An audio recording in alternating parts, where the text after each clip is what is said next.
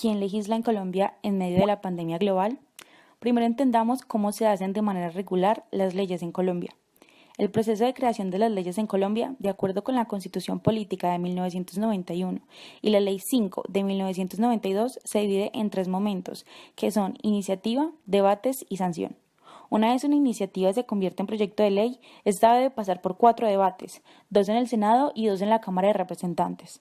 Si lo supera satisfactoriamente, pasa a la etapa de sanción presidencial en la que se culmina su proceso y pasa a ser ley de la República.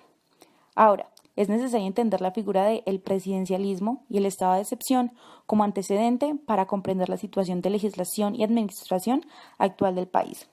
El presidencialismo fue un fenómeno dado en Colombia en el siglo XX, en el cual el presidente de la República excedía sus funciones administrativas para legislar en el país. Obtenía prerrogativas legislativas, especiales para establecer el orden público que fuera turbado. Se creó la figura de estado de excepción, por medio de la Ley Ordinaria 141 de 1961, en la que se adoptaban como leyes los decretos legislativos dictados mientras durara la emergencia, por la cual se estableciera el estado de excepción. Además, una situación llamada blanqueo permitía convertir la normatividad de excepción en legislación ordinaria por medio de una ley del Congreso. Si se suman los periodos bajo los cuales el país permaneció en estado de excepción durante la segunda mitad del siglo XX, resultan 36 años. Los presidentes Guillermo León Valencia, Carlos Lleras Restrepo, Misael Pastrana, Alfonso López Michelsen, Julio César Turbay Ayala, Belisario Betancur y Virgilio Barco utilizaron la figura de estado de excepción repetidas veces. En la nueva Constitución existe un esfuerzo para introducir nuevos elementos del régimen parlamentario para minorar y limitar los poderes del presidente, dando más flexibilidad al régimen presidencial establecido y revalorizando el Congreso. A esto algunos lo reconocen como parlamentarización. Los poderes excepcionales para el presidente se conservaron racionalizando su uso y solo se suprimió el régimen del estado de sitio. La Constitución contempla 3 situaciones: estado de guerra exterior, estado de conmoción interior y estado de urgencia o emergencia.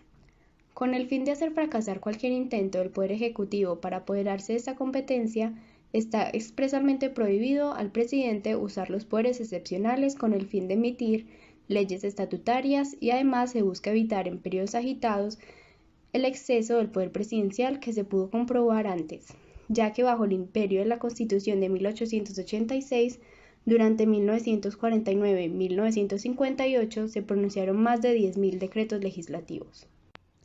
¿Cómo se está legislando en Colombia por la emergencia del COVID-19? Por medio del decreto 417 del 17 de marzo de 2020, estado de emergencia económica, social y ecológica en todo el territorio nacional. Fue seguido por el decreto 637 de mayo de 2020. Se consagra un nuevo estado de emergencia. El artículo 215 de la Constitución de 1991 establece que cuando perturben o amenacen perturbar en forma grave e inminente el orden económico, social y ecológico del país o que constituyan grave calamidad pública, podrá el presidente, con la firma de todos los ministros, declarar el estado de emergencia por periodos hasta de 30 días en cada caso, que sumados no podrán exceder de 90 días en el año calendario. Por lo tanto, valida el decreto presidencial y le otorga funciones extraordinarias al presidente, en las que los decretos expedidos en el tiempo determinado de emergencia tienen fuerza de ley.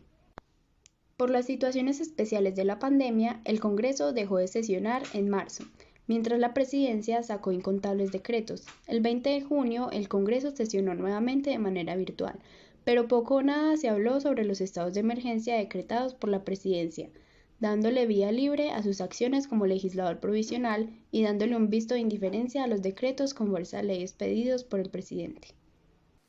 La pandemia del COVID-19 es una situación extraordinaria que no tiene protocolos definidos en nuestro ordenamiento jurídico.